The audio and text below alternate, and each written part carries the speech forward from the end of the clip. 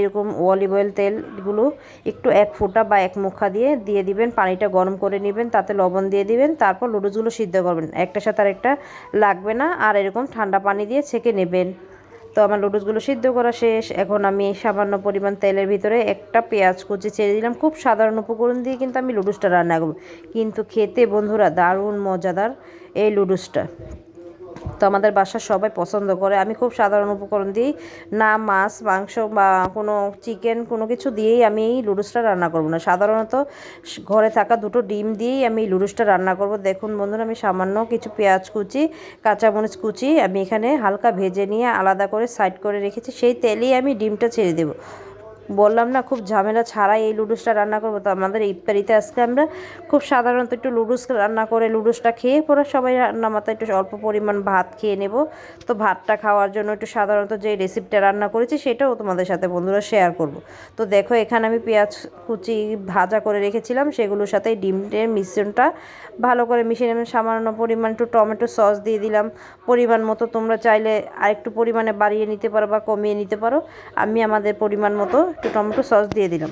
তো বন্ধুরা দেখতেই পারতেছো ডিমটা ভালো করে ভেজে নিয়েছিলাম। সেই ডিমের ভিতর যে লুডুসগুলো সিদ্ধ করে রেখেছিলাম পানি দিয়ে, ঠান্ডা পানি দিয়ে ঝরানোতে দিয়ে দিয়েছিলাম, সেই লুডুসগুলো এখন ঢেলে দেবো। এই মিশ্রণের সাথে ভালো করে মিক্স করে নিলাম ডিম আর লুডুস। তো দেখি খুব কম মশলায় রান্না করে ফেলাম না, মজাদার ম্যাগি মশলা রান্না লুডুস। তো আমি এখানে কিছু ম্যাগি মশলাও দিয়ে দিলাম, অ্যাড করলাম। আবার পরিমাণে কিছু টমেটো দিয়ে দিলাম, তোমরা চাইলে টমেটো দিতে পারো নাও দিতে পারো। আর কিছু ধনেপাতা দিয়ে দিলাম। তো এইভাবেই খুব সুন্দর করে আজকে ইফতারির জন্য আমরা লুডুস রান্না করে ফেললাম। তো বন্ধুরা কমেন্ট বক্সে জানাবে লুডুস রান্নাটা কীরকম হয়েছে, তোমরা কিভাবে রান্না করো সেইটাও জানাবে। তো চলো বন্ধুরা, আমার লুডুস রান্নাটা প্রায় হয়ে গেছে। তো এখন এটাকে একটা বাটিতে পরিবেশন করে নিচ্ছি। তো দেখো এই যে কত সুন্দর হয়েছে লুডুস রান্নাটা। তো আমরা এরকম সাধারণত লুডুসরা এইভাবেই রান্না করে খেয়ে থাকি। তো চিকেনের লুডুস রান্নাটা আরেকদিন দেখাবো। তো চলো এখন আজকে সুস্বাদু এই মাছের তরকারিটা কীভাবে রান্না করি সেই রেসিপিটা তোমাদের দেখাবো। এখানে তোমাদের ভাইয়া একটা বড় 1.5-2 কেজি ওজনের রুই মাছ এনেছে। তোমাদের ভাইয়া এনেছে কি ভাইয়া নিচে থেকে এনেছে, আমার শ্বশুর দিয়েছে এই মাছটা। তো এখন এই মাছ দিয়ে আমি সুস্বাদু তাজা সিম দিয়ে রান্না করব। তো দেখো এই যে আমার সিম তরকারি রান্না করার জন্য খুব সাধারণ উপকরণ দিয়ে বসিয়ে দিলাম সন্ধ্যা রাতে খাওয়ার জন্য। এখানে আমি একটু আদা বাটা দিয়ে দিলাম 1 চামচ, রসুন বাটা দিয়ে দিলাম 1 চামচ, সামান্য পরিমাণ 1 চামচ হলুদ, 1 চামচ এবং না 1.5 চামচের মতো মরিচের ফাঁকি দিয়ে এগুলো মিশ্রণটা ভালো করে মিশিয়ে নিয়ে সামান্য পরিমাণ পানি অ্যাড করে দিলাম। পানি অ্যাড করে ভালো করে কষানোর জন্য 2 মিনিট রেখে তার মধ্যে কষতে কষতে আমি মাছগুলো ধুয়ে নিই। এখন আমি মাছগুলো ভালো করে কেটে ভালো করে ধুয়ে নিয়ে এসেছি। তো আমি আরেকটু লবণ দিয়ে এসলে ভালো করে ধুয়ে নেব। তো মাছগুলো ধুতে ধুতে আমার তরকারিটাও ভালো করে কষিয়ে গেছে। তো আমি সিমগুলো যে কেটে রেখেছিলাম সেই সিমগুলো এখন আমি এই তরকারির কষানোর ভিতরে দিয়ে দিব। তো আমি সিমের সাথে এই মশলাগুলো সিমের গায়ে মাখার জন্য ভালো করে নেড়েচেড়ে উল্টিয়ে পাল্টিয়ে দিব। তো বন্ধুরা এখন আমি একটু সামান্য পরিমাণ পানি দিয়ে ঢেকে দেব।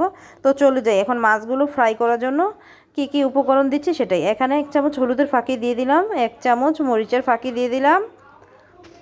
তারপর দিয়ে দিব সামান্য পরিমাণ লবণ, কারণ সব কিছুরই মজা আর স্বাদ বাড়ায় লবণ।